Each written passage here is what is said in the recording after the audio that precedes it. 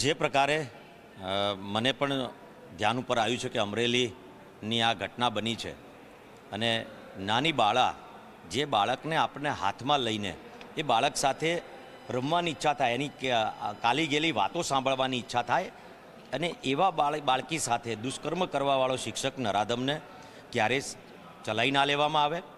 હું સરકારશ્રીને પણ વિનંતી કરું છું કે ગુજરાતની અંદર જ્યારે શિક્ષકો આવા કાર્યો કરવા લાગ્યા છે તો એની ચાલચલકતની ચિંતા આપણે કરવી પડશે. ગુજરાત આજે જ્યારે પ્રગતિ તરફ આગળ વધી રહ્યું છે, શિક્ષણ તરફ આગળ વધી રહ્યું છે, માન્ય સરકાર પણ આગળ વધારી રહી છે, ત્યારે આવા એક બે શિક્ષકોના કારણે આજે શિક્ષણ જગત બદનામ થઈ રહ્યું છે.